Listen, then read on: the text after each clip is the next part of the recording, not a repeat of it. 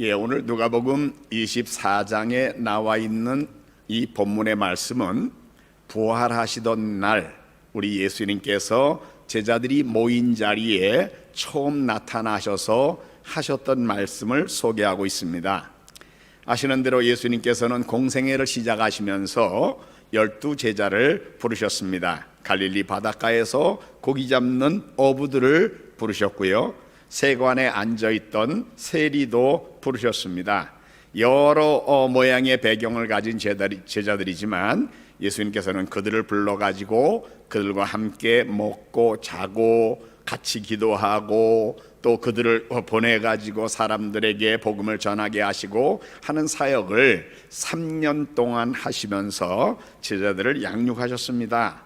이제 예수님께서 제자들을 양육하는 일을 다 마치셨을 때에 예수님께서 제자들을 다 모으시고 얘들아 이제 나는 아버지께로 갈 거야 하는 얘기도 하시고, 또 제자들에게 모든 일에 대한 앞으로 너희들이 할 일이 이런 것들이다 라는 것에 대하여 말씀하시고, 예수님 혼자 하셔야 되는 일로 겟세마네 동산에 나가서 제자들과 함께 기도하시다가 잡히셔서 십자가에 달려 대신 벌받아 죽으시는 이 죽음을 죽어주셨습니다.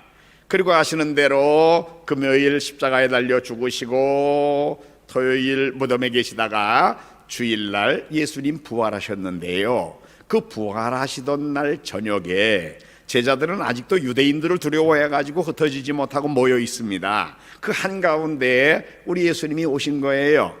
요한복음에 의하면은 예수님께서 그들에게 평강이 너희들에게 있을지어다 라는 마음의 불안으로 차있는 제자들의 마음을 위로해 주시는 말씀부터 하셨어요. 제자들이 예수님을 보고 기뻐합니다. 예수님 또 제자들에게 다시 한번 평강이 너희들에게 있을지어다 이런 말씀 하셨고요. 그 다음에 오늘 누가복음 24장 본문에 보면은 제자들 앞에서 야 너희들 중에 뭐 먹을 거 없느냐 물으셨어요. 구운 생선을 한 토막 예수님께 드렸습니다. 제자들이 다 보는 데서 예수님 그 생선을 잡수셨어요. 뭘 보여주는 겁니까? 육체를 가진 몸으로 부활해서 내가 너희들 앞에 선 거야 라는 것을 분명하게 보여주신 거지요. 예수님의 부활을 분명하게 그저 영으로만 환상으로만 나타난 분이 아니라 육체를 가지신 분으로, 물론 신령한 몸입니다마는 부활하셔서 제자들에게 나타나신 것을 제자들에게 보여주신 거예요. 그리고는 제자들에게 오늘 본문 44절에 예수님이 누가복음 24장 44절에 이렇게 말씀하십니다. 내가 너희와 함께 있을 때에 너희에게 말한 바 곧 모세의 율법과 선지자의 글과 시편에 나를 가리켜 기록된 모든 것이 이루어져야 하리라 한 말이 이것이니라. 내가 너희들하고 같이 있을 때에 너희들에게 이야기했잖니 라고 예수님이 3년 동안 공생의 기간 동안에 제자들에게 말씀하신 내용을 지금 다시 복습해서 요점 정리해가지고 말씀해 주시는데, 그 내용이 뭔가 하면은 모세의 율법과 선지자의 글과 시편 이렇게 말씀하셨습니다. 여러분, 모세의 율법 뭘 가르치는 겁니까? 구약의 모세 5경을 가르치는 거예요. 창세기, 출애굽기, 레위기, 민수기, 신명기. 모세의 율법과 선지자의 글과, 선지자들의 글이다 그러면 우리가 얼른 생각할 때 그거 대선지서 소선지서 그거 말씀하시는구나. 예, 맞습니다. 대선지서 소선지서 물론 선지자들의 글이고요. 그런데 그저 유대인들의 성경에서는 이 선지서라는 것에 그 역사서들이 같이 포함되어 있는 겁니다. 무슨 얘기인가 하면 여호수아, 사사기, 룻기, 사무엘상하, 열왕기상하, 역대상하, 에스라, 느헤미야, 에스더서 우리가 역사서라고 분류하지만 사실은 다 누가 썼나요? 선지자들이 쓴 겁니다. 그래서 선지자들의 글과라고 말할 때의 그 내용은 구약의 대선지서, 소선지서는 물론이고요, 역사서들까지를 포함해서 하시는 말씀이에요. 그러니까 모세의 율법과 선지자들의 글과 그 다음에 시편에, 이거는 시가서를 가르치는 거지요. 오늘 우리들에게는 욥, 시편, 잠언, 전도, 아가서를 가르치는 말씀입니다. 한마디로 우리 예수님이 모세의 율법과 선지자의 글과 시편에 있는 내용을 내가 너희와 같이 있을 때 너희들에게 가르쳐 줬잖아 말씀하시는 거예요. 다 합치면 모세의 율법, 선지자의 글, 시편 다 합치면 뭐가 되는 겁니까? 구약 성경에, 그 말씀이죠. 예수님은 제자들에게 지난 3년 동안 공생의 기간 동안에 이 구약 성경의 내용을 말씀하셨다라는 것을 지금 우리가 요 말 속에서 알 수 있는 거지요. 그런데 그 내용 중에 오늘 누가복음 24장 44절에 나를 가리켜 기록된 모든 것이 이루어져야 하리라 한 말이 이것이다. 누구에 대하여 기록했다고요? 여기서 나가 누굽니까? 바로 예수님을 가르치는 거예요. 그러니까 구약 성경이 모세의 율법, 선지자의 글, 그리고 그 모든 시가서들 방대한 하나님의 말씀이지만 그 주인공이 되는 분을, 구약의 중심이 되는 그런 주인공을 찾아내면은 누구에 대한 내용이라고요? 바로 예수님에 관한 내용이다라는 것을 예수님께서 3년 동안 분명하게 제자들에게 가르치셨다는 겁니다. 요한복음 5장 39절에 보면은 예수님께서 이런 말씀하셨어요. 너희가 성경에서 영생을 얻는 줄을 알고 이 성경을 연구하거니와. 예수님이 유대인들을 앞에 놓고 너희가 성경을 연구한다. 이때는 신약 성경은 기록되기 전입니다. 그러니까 성경이라고 말씀하신 이 말씀은 구약 성경을 가르치는 거예요. 너희가 이 성경에서 영생을 얻는 줄 알고 구약 성경 이 내용을 너희가 연구하는데 이 성경이 내게 대하여 증언하는 것이다. 구약 성경의 중심 내용이 바로 예수님에 관한 것이다 라는 것을 예수님이 말씀하셨다 그 말이에요. 그러니까 구약 성경, 모세의 율법, 선지자의 글, 시편 전체를 어우러서 중심이 되는 인물은 예수님이다. 구약 성경이 예수님에 대하여 말하고 있는 거야 라고 예수님께서 분명하게 지금 다시 요점 정리해서 이제까지 3년 동안 가르치셨던 내용을 복습해서 말씀하고 계시는 겁니다. 제자들이 3년 동안 배웠던 내용을 다시 기억할 겁니다. 예, 그래요. 맞아. 모세율법에 그렇게 말했고 선지자가 이렇게 말했고 그게 바로 우리 예수님에 대한 거야. 예수님 그 말씀대로 모든 걸 이루셨지. 이런 거를 제자들이 깨닫게 하시고는 그 다음 오늘 본문 45절에 보면 이에 제자들의 마음문을 열어 성경을 깨달아 알게 해주셨다 그랬습니다. 여러분, 예수님이 구약 성경의 내용을 제자들에게 다 말씀하셨어요. 이제 다시 부활하셔서 나타나가지고 그 내용을 반복해 복습시켜 말씀하시면서 제자들의 마음문을 열어주셨어요. 뭐 하게요? 성경을 깨달아 알게 해주시려고요. 얼마나 놀랍습니까? 최고의 선생님이신 예수님이 3년 동안이나, 그것도 하루에 1시간 정도가 아니라 같이 하루 종일 먹고 자고 하면서 실제로 그 내용을 가르치는 예수님 자신의 모습을 보여주고 예수님 자신이 삶과 가르침을 그대로 제자들에게 보여주시면서 3년 동안 가르치셨던 내용을 지금 다시 복습해서 요점 정리해 말씀해 주시고 제자들의 마음문을 열어 그 내용을 깨닫게 만들어 주신 겁니까? 얼마나 예수님의 제자들이 지금 이 순간에 구약의 중심 내용이 바로 예수님에 관한 거야 하는 것에 대하여 얼마나 분명하게 깨달았겠습니까? 바로 그 순간에 이어지는 두 절에서 오늘 46절과 47절에서 예수님이 구약성경 전체 예수님에 관한 내용이라고 그랬죠. 그 내용이 구체적으로 어떤 것을, 어떤 주제를 가르치는가를 다시 말씀하시는데요. 46절에 보니까 또 이르시되 이같이, 여기서 이같이란 말은 모세율법, 선지자의 글, 시편에 기록된 것과 같이, 또 내가 이제까지 너희들에게 3년 동안 가르쳤던 것과 같이, 조금 전에 내가 너희들에게 요점 정리해서 말해준 것과 같이, 그런 뜻이지요. 이같이 내용이 뭐예요? 그리스도가 고난을 받으시겠다. 그리고 제3일 만에 죽은 자 가운데서 다시 살아날 거야. 그리스도의 고난과 부활, 요거지요.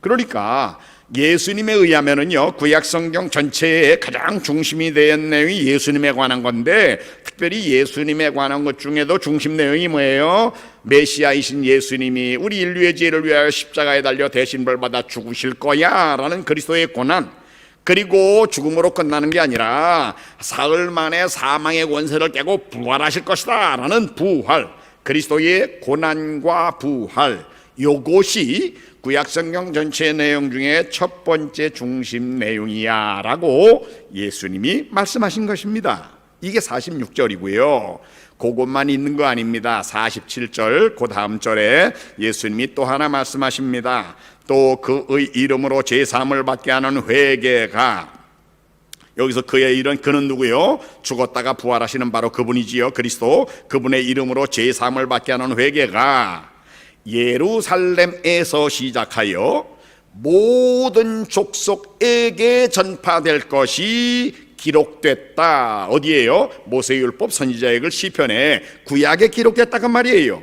그런데 47절의 내용은 뭐예요? 그분의 이름으로 십자가에 달려 죽으시고 부활하신 그분의 이름으로 죄를 용서받게 하는 회개가 어디에서 시작해요? 예루살렘에서 시작해가지고 어디까지 전파된다고요? 모든 족속에게 전파될 거다. 이것이 기록됐다. 구약 성경의 중심 내용 중에 또 하나는 복음이 제사함을 받고 사람들이 죄 용서받고 구원받게 만드는, 그리고 영원한 하나님 나라의 백성이 되게 만들어주는 이런 놀라운 복음이 예루살렘에서 시작해가지고 모든 족속에게까지 전파되겠다라는 겁니다. 이것이 기록되었다. 구약 성경의 중심 내용을 예수님께서 그렇게 요점 정리해 주신 겁니다. 다른 사람들은 구약 성경을 어떻게 해석할지 몰라도 여러분, 우리 예수님보다 성경 더 잘할 수 있는 사람 있을까요? 예수님은요, 하나님 자신이십니다. 인간의 몸을 입어 오신 하나님이셔요. 그분이 하나님의 모든 것을 우리들에게 알려주시는 역할, 계시의 그 중심이 되는 분이기 때문에 예수님의 그저 대명사 자체가 말씀이라고 불려주시는 분이에요. 바로 그분이 구약성경 모세율법, 선지자의 글, 시편 전체의 중심 내용이 바로 나 예수 그리스도에 대한 거야. 그런데 그 내용 중에도 진짜 제일 중요한 거 엑기스 뽑아내면 뭔지 알아? 메시아가, 그리스도가 고난을 받고 죽으실 거야. 너희들의 죄를 대신 벌받아 죽어주는 거야. 그리고 사흘 만에 그 사망의 권세를 깨고 부활하는 거야. 요 그리스도의 고난과 부활, 요거하고 또 하나 있어. 뭐냐? 그 대신 벌받아 죽어주신 거, 그 사망의 권세를 깬 그 능력, 그것을 믿는 사람들에게 주시는 믿음으로 말미암아 의롭다함을 받게 하는 요거 있잖아. 요거를 예루살렘에서 시작해가지고 모든 족속에게 전파될 것에 대하여, 세계 선교에 대하여 구약 성경이 예언하고 있는 거다라고 예수님이 지금 제자들에게 부활하셔서 분명하게 말씀하고 계시는 겁니다. 우리 예수님, 전지하신 분인 하나님의 계시를 알려주시는 바로 계시의 주체이신 말씀, 그분이 구약 성경의 중심 내용은 그리스도의 고난과 부활 그리고 세계 선교야 라고 3년 동안 훈련시킨 제자들에게 말씀하시고, 그 다음에 48절에 너희는 이 모든 일의 증인들이다.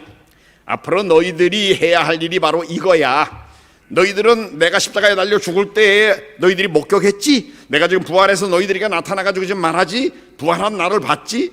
구약의 레위기의 그 율법대로 하면은 목격자들에게는 증거의 의무가 있다, 그 말씀이에요. 그런데 너희가 바로 구약의 그 예언이 그대로 나를 통하여 이루어졌다는 것을 목격한 자들이야. 그러니까 너희들이 증인들이다 라고 예수님 분명히 말씀하시는 거예요.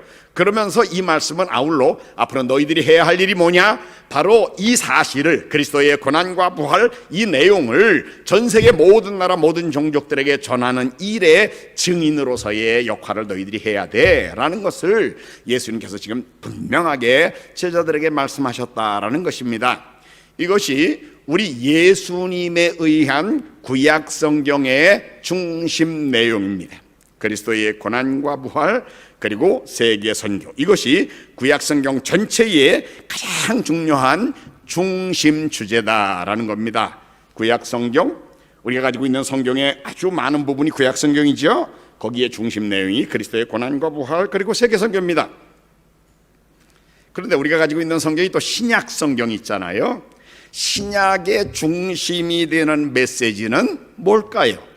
구약은 예수님이 분명하게 지금 이미 말씀하셨으니까 우리가 다른 질문이 그저 허용되지 않습니다. 그리스도의 고난과 부활 그리고 세계 선교, 이게 구약의 가장 중심 내용이냐?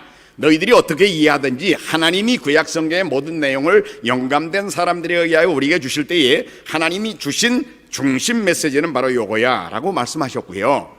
그러면 신약 성경의 중심 메시지는 뭐냐 그 말이에요.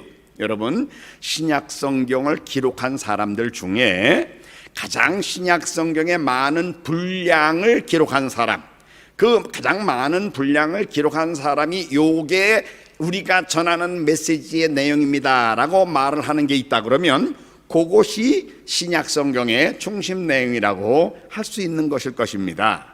물론 신약에서도 제일 중요한 분은 우리 예수님이에요. 그러나 우리가 아는 대로 예수님은 신약 성경 이 마태복음부터 요한계시록까지 27권의 신약 성경이 기록되기도 전에, 단 한 권도 기록되기 전에 우리 예수님은 이미 승천하고 이 세상에 계시지 않았어요. 그러므로 우리가 신약의 중심적인 메시지를 알라 그러면은 신약의 메시지를 제일 많이 기록한, 신약 성경의 내용 중에 가장 많은 분량을 기록한 사람이 요게 중심 내용이라고 말한 그 내용이 중심 내용이라고 봐야 할 텐데, 누가 신약 성경 전체에 제일 많은 분량을 기록한 사람 혹은 그 사람들입니까? 이거는요, 우리가 객관적으로 보면 바울과 바울의 선교팀이 전했던 메시지, 이것이 신약 성경의 절대 분량입니다. 아시지요? 바울이 신약 성경에 로마서부터 시작해가지고 빌레몬서까지 13권을 바울이 썼습니다. 27권이에요 신약 성경 전체가. 그 중에서 13권을 바울이 썼으니까 거의 반을 바울이 썼습니다. 게다가 바울이 사역을 할 때에 바울과 동력자였던 사람이 있어요. 그 사람 중에 보면은 특별히 이제 사도행전에 바울이 그 13장 이후에는 바울이 주인공이 돼가지고 쭉 사역한 내용이 기록되어 있는데, 거기에 바울의 그 선교 활동에 같이 동력자로 동행했던 사람이 이 사도행전을 쓴 것을 우리가 분명하게 알 수 있습니다. 사도행전을 우리가 읽어보면은요, 사도행전 그 세 부분에 크게 16장에 10절부터 17절 그리고 20장 그리고 27장에 보면은 갑자기 우리라는 우리가 이렇게 했다. 우리가 1인칭 복수 대명사로 그 문장이 기술된 것을 우리가 보게 됩니다. 그러니까 1인칭 복수 대명사로 우리가 기도하러 갈 때에 우리가 누구를 만나가지고 우리가 이런 일해서 그런 걸 보면은 사도행전을 쓴 사람이 바울과 같이 그때 동행했던, 그 자리에 있었던 사람이라는 것을 우리가 분명히 알 수 있지 않습니까? 그런데 우리 그 종합적으로 우리는 뭐 한국 사람들이니까 헬라어에 대한 어감이 제대로 없습니다만은 이 학자들에 의하면은 사도행전하고 누가복음은 같은 사람이 쓴 글인데, 우리가 이제 읽어보면 데오빌로요 내가 데오빌로 각하에게 내가 씁니다. 또 데오빌로요 내가 먼저 쓴 글에는 이러이러합니다. 시작만 봐도 두 글의 저자가 같은 걸 알 수 있고 문체도 같다 그럽니다. 그리고 이 누가복음하고 사도행전에는 이상하게 의학적인 용어, 전문 용어가 의술을 전문으로 하는 사람이 아니면은 쓸 수 없는 그런 용어가, 단어들이 많이 사용되고 있다고 그래요. 그러면은 분명히 의료 전문성을 가진 사람이 썼는데, 그 우리가 하는 말로 볼 때 바울과 같이 썼던 사람이면서 의료인, 그런 사람이 바로 이 누가복음하고 사도행전을 썼구나라는 걸 우리가 알 수 있는데, 우리가 성경에 보면은 우리의 사랑하는 누가가라는 단어가 성경에 나옵니다. 그래서 골로새서 4장 14절에 보면 누가라는 의사라는 이름이 나오거든요. 바울의 선교팀의 멤버 중에 의사였던 사람 누가라는 이름이 나옵니다. 그래서 이거는 누가가 썼다. 그래서 누가복음은 누가복음이라고 이름을 부르는 거고요. 사도행전도 쓴 사람을 우리는 누가, 의원 누가가 썼다라고 보는 거죠. 그런데 이 사람이 바울하고 같이 사역을 했어요. 언제까지요? 바울이 죽는 날까지요. 어떤 사람이 저하고 같이 동력자로 일을 했어요. 그런데 같이 일을 했어요. 같이 전도하러 다니고 뭐 사역을 같이 해서. 근데 가만히 보니까 가르치는 내용이 이상하게 이단적인 걸 가르쳐요. 뭐 신천지라는 이단이 가르치는 거라든지 뭐 여호와의 증인이라는 게 그런 거 가르쳐. 그럼 너 알고 보니까 이단이구나. 에이, 사탄아 물러가라. 그러면 그 사람이 가르치는 게 복음적이지 않고 진리가 아니면 제가 그 사람하고 계속 끝까지 같이 일할 수 있습니까? 같이 일 못해요. 그건 헤어질 수밖에 없어요. 그 사람이 회개하고 돌이키지 않는 한. 안 그렇습니까? 근데 바울이 이 누가에 대하여 우리가 잘 아는 대로 바울의 죽기 전에 마지막으로 쓴 편지인 디모데후서 4장 11절에 보면 디모데후서 4장에 이 누가에 대하여 바울이 이렇게 말합니다. 누가만 나와 함께 있느니라. 바울이 죽기 직전까지도 누가는 같이 있었어요. 그런 얘기는 바울이 죽는 날까지 동역자였다는 얘기 아닙니까? 그러니까 누가가 전하는 메시지와 바울이 전하는 메시지가 일치한다는 것을 우리가 분명하게 볼 수가 있는 거지요. 그러니까 이 누가의 메시지와 바울의 메시지는 같다라는 걸 우리가 알 수 있고요. 또 바울의 동역자 중에 바로 디모데후서 4장 11절에 보면은 하반절에 내가 올 때에 마가를 데리고 오라 그가 나의 일에 유익하니라 이렇게 말하고 있거든요. 그러니까 마가도 바울이 인정하는 동역자예요. 물론 뭐 1차 전도여행 같이 떠났다가 중간에 돌아가가지고 팀의 사기를 좀 약화시켜서 2차 전도여행 갈 때는 바울이 안 데리고 가려고 그랬습니다. 그래가지고 바나바하고 바울하고 또 이제 견해 차이가 있어가지고 갈등 때문에 갈라서게 되고 이런 일도 있었는데 어떻든 그 마가를 바울이 죽기 직전에 마지막으로 쓴 글에서는 마가가 내 사역에 매우 유익한 인물이야 이렇게 인정을 하잖아요. 그러니까 사실은 마가도 바울의 동역자였던 걸 우리가 알 수 있습니다.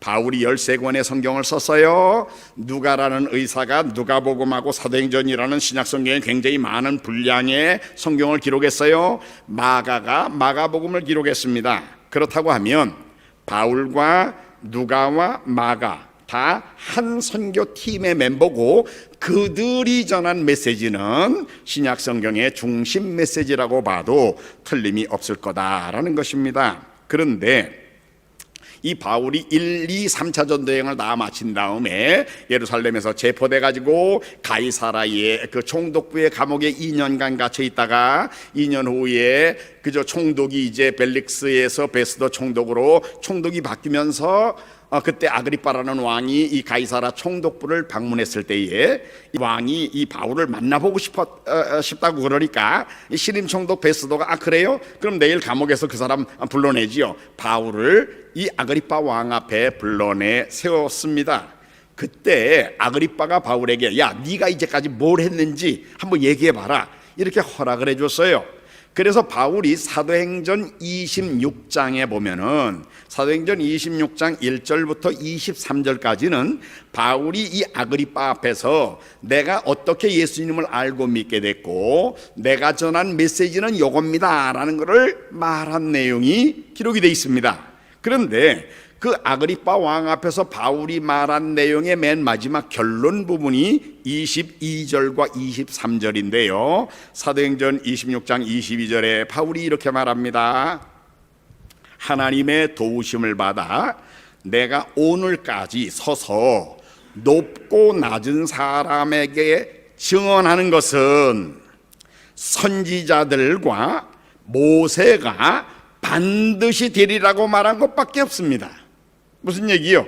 내가 이제까지 전했던 메시지의 중심은요 구약의 선지자들 그리고 모세, 그러니까 다시 말하면 모세 오경의 내용과 구약의 선지자들이 기록한 내용하고 일치되는 내용을 내가 전했지 내가 다른 거 새로운 거 만들어 전한 게 아닙니다. 그 얘기 아니에요? 한마디로 구약 성경하고 일치되는 메시지를 제가 전했습니다라는 것을 바울이 지금 주장을 하고 있는 겁니다. 바울은요 가말리엘이라는 당시 최고의 율법학자 밑에서 율법을 배운 사람입니다. 그래서 구약 성경에 그저 모세와 선지자들이 뭐라고 말했는지 구약의 내용을 잘 아는 사람으로서 지금 하는 얘기예요. 그러니까 구약의 내용과 일치되는 메시지를 내가 전했습니다라고 바울이 지금 말하고 구체적으로 그럼 그 내용이 뭐냐? 그거를 23절에 사도행전 26장 23절에 구체적으로 이렇게 말합니다. 곧 그리스도가 23절에 그리스도가 고난을 받으실 것과, 요거는 그리스도의 고난이지요. 십자가를 말합니다. 죽은 자 가운데서 먼저 다시 살아나사, 요거는 또 부활을 가르치는 거죠. 그러니까 한마디로 지금 23절 전반부를 보면은 그리스도의 고난과 부활, 요것이 내가 이제까지 전했던 메시지의 내용이에요. 높은 사람 만나나 낮은 사람 만나나 내가 똑같이 그 사람들에게 요거 전했어요 라고 말하고 있지 않습니까? 이거는요, 예수님께서 구약 성경을 전체적으로 요점 정리해 주신 내용하고 일치하잖아요. 아까 제가 말씀드렸죠. 예수님이 구약 성경 그리스도의 고난과 부활 그리고 세계 선교라고 그랬잖아요. 구약의 중심 내용이 바울도 모세 율법과 선지자의 말씀 내가 그대로를 전하고 있는 거예요. 근데 내용이 뭐냐고요? 그리스도가 고난 받고 사흘 만에 부활하실 거 요거예요. 그리스도의 고난과 부활 요거를 말하고, 그 다음에 23절 하반절을 잘 보세요. 이스라엘과 이방인들에게 빛을 전하시리라 함이니이다. 이스라엘 사람들하고 이방 사람들에게 빛을 전한대요. 여러분, 성경은 성경으로 해석해야 됩니다. 성경에서 빛이 뭘 가르치는 겁니까? 구약 성경의 시편 119편 105절에 보면은 주의 말씀은 내 발의 등이요 내 길의 빛이니이다. 하나님의 말씀을 빛이라고 그랬어요. 그리고 요한복음 12장에 보면은 예수님께서 나는 세상의 빛이다 그랬어요. 그리고 요한일서 1장 5절에 보면은 하나님은 빛이시다 그랬습니다. 그러니까 성경에서 빛이라고 말한 거는 조금 전에 시편에서는 하나님의 말씀을 빛이라고 그랬고요. 요한복음에서는 예수님이 세상의 빛이라고 그러셨고요. 그 다음에 요한일서에서는 하나님을 빛이라고 그랬습니다. 그런데 다시 우리 사도행전 26장 23절로 돌아와서 누구에게 이 빛을 전한다고요? 이스라엘과 이방 사람들에게 빛을 전한대요. 이스라엘 사람하고 이방 사람들에게 빛, 하나님의 말씀, 예수님, 하나님에 대하여 어디에서 누구에게 전한다고요? 이스라엘 사람들에게만요? 아니요. 이스라엘과 이방 사람들에게 이 빛을 선전한다, 빛을 전한다. 바로 바울이 한 말이 이거 아닙니까? 그래서 사도행전 26장 23절의 내용을 딱 보면 바울이 전한 메시지가 이 두 개지요. 그리스도의 고난과 부활 그리고 세계 선교입니다. 그리스도의 고난과 부활 그리고 세계 선교, 신약의 메시지를 대표하는 사람들이라고 말할 수 있는 바울 선교팀, 바울과 누가와 마가의 이 팀이 전했던 메시지를 대표적으로 바울이 자기가 내가 전했던 메시지 요거예요. 구약 성경하고 일치되는 내용이에요. 내용이 뭐냐고요? 그리스도의 고난과 부활 그리고 세계 선교입니다. 이렇게 말하잖아요. 우리가 아는 대로 이 바울은요, 사도들이 인정하는 인물입니다. 나중에 바울, 누가, 마가만 아니라 사실 바울과 바나바를 예루살렘 공회가 이방 사람들에 대하여 그들이 복음을 받을 때에 우리가 그 사람들에게 어떻게 하라고 해야 될 건가, 그것을 결정하기 위해서 사도행전 15장에 보면은 예루살렘 공회가 모였습니다. 예루살렘 공회가 모여가지고 여러 가지로 이방 사람들도 예수 믿어도 되는 거야, 그들도 구원받는 거야, 그들이 예수를 믿었으면 어떻게 하라고 그래야 돼, 이런 걸 다 회의를 해가지고 결론으로 우리 중에 2명 뽑아가지고 편지 써가지고 이방 사람들에게 어떻게 하라고 보내자. 그래가지고 편지를 써서 보내는데 사도행전 15장 24절 25절에 보면은 그 편지의 시작에 사도행전 15장 24절에 이렇게 말합니다. 사람을 택하여 우리 주 예수 그리스도의 이름을 위하여 생명을 아끼지 아니하는 자인 우리가 사랑하는 바나바와 바울과 함께 너희들에게 보내기로 결정했다. 뭘 보여주는 겁니까? 바울은요, 예루살렘 교회의 지도자들이, 사도들과 예루살렘 교회 지도자들이 인정하는 겁니다. 바울, 바나바 그들이 전하는 메시지는 우리가 공식적으로 인정하는 메시지야. 그러니까 사도들도 그걸 동의하는 거예요. 바울과 이 바울의 선교팀이 전하는 게 뭐 사도 그룹이 전하는 거하고는 별개다. 아니요, 일치된다라는 걸 또 보여주는 거 아닙니까? 바울이 직접 그 사도들이 결정해 준 거를 가지고 가서 전했다라고 사도행전 16장 4절에는 기록하고 있습니다. 15장에서 그렇게 예루살렘 공회가 결정했고 16장에 바울이 제2차 전도 여행을 떠나서 가서 복음을 전하는 내용을 말하고 있을 때에 사도행전 16장 4절에 보면 여러 성으로 다녀갈 때에 예루살렘에 있는 사도와 장로들이 작정한 규례를 그들에게 주어서 그대로 지키겠다. 그러니까 바울도 원칙적으로 사도 그룹이 가르친 내용, 사도 그룹이 결정한 이게 옳은 거라고 말한 내용을 이제까지 전했다라고 분명히 성경이 말하고 있는 겁니다. 나중에 갈라디아서 2장 6절에 보면은 바울의 메시지에 대하여 사도들이 어떤 태도를 보였는가 하는 것을 보여주는 말이 갈라디아서 2장 6절에 나와 있는데요. 유력하다는 이들 중에 본래 어떤 이들은 내게 상관이 없으며 하나님은 사람을 외모로 취하지 아니하시나니 저 유력한 이들은 내게 의무를 더하여 준 것이 없다. 여기서 유력한 자는 예루살렘 교회의 사도들과 그 지도자들을 가르치는 거죠. 그들이 바울에게 의무를 더해 준 게 없대요. 그런데 거기 우리말 성경에는 의무를 더해 준 것이 없다라고 번역이 되어 있지만 영어 성경의 New International Version에 보니까 They added nothing to my message 이렇게 말하고 있습니다. They, 그 사도 그룹들이 added nothing, 아무것도 더한 게 없어. To my message, 내가 전하는 메시지에다가 그거 뭐가 모자라 그런 게 더해라. 그거 뭐 잘못해서 사도들이 인정했다 그 말이에요. 바울과 바울의 팀이 전했던 메시지에 대하여 사도들이 더해준 게 없어요. 그대로 잘하고 있구만, 그대로 하면 돼, 그랬다는 거죠. 그러니까 여러분, 우리가 신약성경의 메시지를 대표하는 사람이라고 신약성경에 제일 많은 분량을 기록한 사람들인 바울과 바울의 선교팀이 전했던 메시지, 거기에 대표적인 인물이 바울인데 그가 전한 메시지에 대하여 사도 그룹들도 인정했다 그 말씀이에요. 그 잘못됐다고 전혀 지적한 일이 없다 그 말씀이에요. 그러니까 바울이 전한 메시지는 분명히 신약의 메시지입니다. 근데 바울이 지금 아그리빠 왕 앞에서 사도행전 26장 23절 분명히 뭐라고 그랬어요? 그 내용이 뭐예요? 그리스도의 고난과 부활 그리고 세계 선교입니다, 이렇게 말하잖아요. 그러니까 신구약 성경, 우리가 가지고 있는 성경 전체가 사실은 이 두 가지입니다.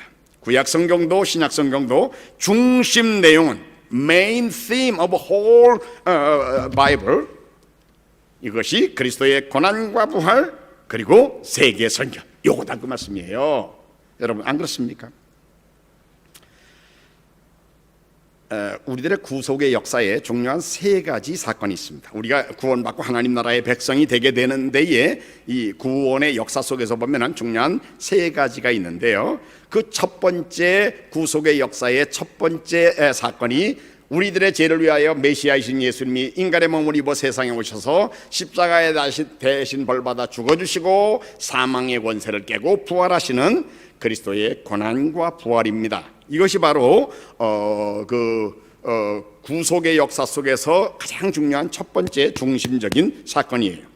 그리고 그 다음에는 두 번째로는 그거에 이어서 이 내용이 실제로 사람들이 예수님을 알고 믿고 죄를 회개하고 구원받아서 실제로 예수님의 십자가의 은혜로 사람들이 실제로 구원받게 만드는 일을 위해서 전도와 그리고 지리적으로는 세계 모든 나라 모든 종족들에게까지 복음이 전해지게 만드는 거, 전도와 세계 선교가 그 다음에 두 번째로 이루어지는 구속의 역사 속에서 두 번째로 중요한 사건입니다. 그리고 이것이 잘 이루어져 가지고 세계 모든 나라 모든 종족들이 결국은 복음을 다 듣게 되면 마태복음 24장 14절에 보면은 이 천국 복음이 모든 민족에게 증언되기 위하여 온 세상에 전파되리니 그제야 끝이 오리라 라고 분명히 말씀하셨습니다. 세 가지 사건, 그리스도의 고난과 부활, 우리 인류 구원을 위한 기초입니다. 그 다음에 실제로 전도와 세계 선교, 우리의 이번 그 6월달에 우리 교회의 표입니다. 전도와 세계 선교. 이거는요, 사람들이 실제로 예수님의 십자가를 믿음으로 의롭다 받고 구원받게 만드는 세계 선교가 그 다음에 이어서 이루어지게 돼 있고요. 완성될 때에 마지막 종족이 모든 종족이 다 복음을 듣는 날이 왔으면 예수님 영광 중에 재림하시면서 영원한 하나님 나라가 유형적으로 도래하게 되는 일이 이루어지도록 돼 있다 그 말씀이에요. 여러분, 그럼 보십시오. 이 세 가지 사건의 첫 번째 사건은 누가 해야 되는 일이죠? 그리스도의 고난과 부활, 이거는 예수님이 하시는 일이에요. 그리고 이건 이미 예수님이 십자가에 달려 죽으시고 부활하셨어요. 완성됐습니다. 완성됐어요. 그리고 세 번째 사건인 예수님의 재림, 아직 안 이루어졌습니다. 아직 안 오셨잖아요. 그러면 이 구속사의 이 세 가지 중심적인 사건 속에서 볼 때 지금 우리는 어느 시대에 살고 있는 겁니까? 바로 세계 모든 나라 모든 종족들에게 복음이 전해지게 만드는 일을 해야 되는, 그것이 이루어져야 되는 시대에 우리가 살고 있는데, 그것이 예수님의 제자들에 의해서 시작이 돼가지고 지금 세계적으로 세계 선교가 이루어지고 있습니다.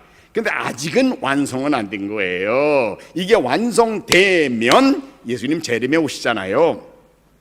근데 아시는 대로 예수님 재림에 오시고 나면은요, 그때는 우리가 지금은 부분적으로 알지만 그때는 우리가 얼굴과 얼굴을 대하여 아는 것처럼, 지금은 우리가 그저 거울로 보는 것 같이 희미하지만 그때는 주께서 우리를 아는 것처럼 완전히 알게 될 거라고 그랬어요. 그러니까 사실은 이 성경은요, 실제적으로 우리에게 주신 것이 예수님 승천 후에 기록돼 가지고 구약 성경과 합해져서 우리들에게 주셨고, 예수님 재림에 오시고 나면은 이 성경 우리들에게 더 이상 필요하지 않습니다. 왜? 그때는 다 이루어져 가지고 다 완전히 알게 되는 날이 오니까요. 그러면 이 성경 하나님의 말씀 하나님이 우리들에게 주셨습니다. 어느 시대의 성도들을 위해 주신 것입니까? 바로 예수님 승천 후 예수님 재림에 오시기 전까지 이 지상에 살고 있는 성도들의 믿음의 기초이면서, 우리들의 믿음의 기초예요. 또 우리 삶의 규범이에요. 그리고 우리들의 모든 가치관의 기준으로 이 성경을 하나님이 우리들에게 주신 겁니다. 그런데 이 성경의 중심 주제가 뭐예요? 제일 중요한 거, 많은 내용이 있지만 제일 중요한 거 그리스도의 고난과 부활, 그리고 세계 선교인데 그리스도의 고난과 부활, 이거는 이미 완성된 일이에요. 그럼 하나 남았어요. 뭐예요? 세계 선교. 이게 너무 중요하기 때문에 하나님께서 이걸 우리들에게 주신 거예요. 우리가 지금 지상에 사는 동안 우리가 해야 될 가장 중심이 되는 내용이 바로 이거다 그 말이에요. 가서 모든 민족으로 제자를 삼아라. 사람들이 예수님이 십자가에서 대신 벌받아 죽어주셨고 그들을 믿기만 하면 죄 용서받고 구원받고 하나님 나라 백성들이 되게 만드는데, 그 일을 너희들이 하라라고 우리들의 믿음의 기초요, 가치관의 기준이요, 삶의 규범으로 이 성경 말씀 주셨다 그 말씀이에요. 그러므로 우리 성도님들, 오늘 이후로 우리들의 지상에서의 남은 생애는 성경을 우리들의 믿음의 기초로 가지고 있는 사람이라고 한다 그러면, 성경의 이 중심 주제인, 성경이 가장 강조하고 있는 복음을 듣지 못한 사람들에게 복음을 전하되, 특별히 우리들 주위에 이미 복음을 들은 사람들에게도 또 권해서 물론 예수를 믿게 만들어야 되지만, 아직 복음을 듣지 못한 종족들이 다 복음을 듣게 만드는 일, 그것이 바로 예수님의 재림을 구체적으로 준비해 드리는 길이니까 마태복음 24장 14절에 분명히 말씀하셨죠. 언제 예수님이 재림하실지를. 이 천국 복음이 모든 민족, 모든 종족을 가르치는 겁니다. 미전도 종족들, 아직까지도 복음을 듣지 못한 종족들이 다 복음을 듣게 되면 그 죄야 끝이 오리라. 예수님 재림하시고 영원한 하나님 나라가, 우리의 왕이 재림하시면서 영원히 이루어지는 날이 오게 된다는 거 성경은 분명하게 말하고 있는 것입니다. 결국은 우리 주님 재림하시면 온 세상 나라가 주 그리스도 다스리는 나라가 되어 그가 영원토록 왕노로 하실 것이라고. 요한계시록 11장 15절에 보면은 일곱째 천사가 나팔을 불매 하늘에 큰 음성들이 나서 이르되 세상 나라가 우리 주와 그의 그리스도의 나라가 되어 그가 세세토록 왕노로 하시리라. 요한계시록 11장 15절에 분명히 말하고 있습니다. 온 세상 나라들 주 그리스도 다스리는 나라가 되고 할렐루야 할렐루야 하는 그 사건이 실제적으로 완성되어 이루어지는 그런 날이 오게 돼 있다 그 말씀이에요. 요한계시록 7장 9절과 10절에 보면 나중에 구원받은 사람들이 다 모인 장면이 나와 있습니다. 성경은 1.1획도 오류가 없는 말씀으로 그대로 이루어지게 돼 있습니다. 그 장면을 요한계시록 7장 9절에 이렇게 말합니다. 이 일 후에 내가 보니, 실제로 구원받은 사람들은 어디서 왔는가 잘 보세요. 각 나라, every nation, 족속, every tribes, 백성, every people 그룹에서, 그리고 방언, every language 그룹에서 아무도 능히 셀 수 없는 큰 무리가 나와 흰 옷을 입고 손에 종려가지를 들고 보좌와 어린 양 앞에 서서 큰 소리로 외쳐가로되, 같이 부르십니다. 구원하심이 보좌에 앉으신 우리 하나님과 어린 양께 있도다라고 같이 찬양하게 될 것이라고 분명히 말하고 있어요. 여러분, 우리가 지금 이 찬양을 왜 같이 항상 부릅니까? 그날에 부를 찬송이거든요. 그때 우리가 모여가지고 부르는, 우리 옆에 보면은 얼굴 색깔이 다른 사람들, 아프리카에서 온 사람, 저 라틴 아메리카에서 온 사람, 그리고 저 오지에 있는 종족 가운데서 예수를 믿은 사람 함께, 이후에 내가 보니 각 나라와 족속과 백성과 방언에서 각 우리말로는 각이라고 한 단어지만 요거는 예외 없이 세계 모든 나라 모든 종족들 가운데는 구원받은 사람들이 다 모일 것을 분명하게 말하고 있습니다. 우리는 이 말씀이 그대로 이루어질 것을 믿습니다. 이 일을 이루는 일에 주님 앞에 쓰임받는 우리 성도님들 한 분 한 분이 되셔야 되고요, 우리 자카르타 한인연합교회가 여기 존재하는 목적이 바로 이 하나님의 이름, 하나님의 영광이 세계에 알려지고 세계 모든 종족들이 함께 구원받고 하나님의 백성이 돼가지고 하나님을 예배하는 그런 세계 모든 나라 모든 종족들이 되게 만들기 위해서 우리가 부름을 받고 이렇게 하나님을 경배하는 하나님의 자녀들이 된 것입니다. 우리는 오늘 이후로 우리들의 남은 생애를, 지상에서의 삶을 바로 성경의 중심 주제 중에 예수님이 하신 그리스도의 고난과 부활, 요거는 우리가 전할 복음의 메시지의 중심 내용이고요, 바로 이 내용을 우리가 해야 될 일은 예루살렘으로부터 모든 족속에게 전파하는 일을 중심적으로 하는 이런 삶을 사는 우리 성도님들이 모두 되시기를 주님의 이름으로 권면하며 축복합니다.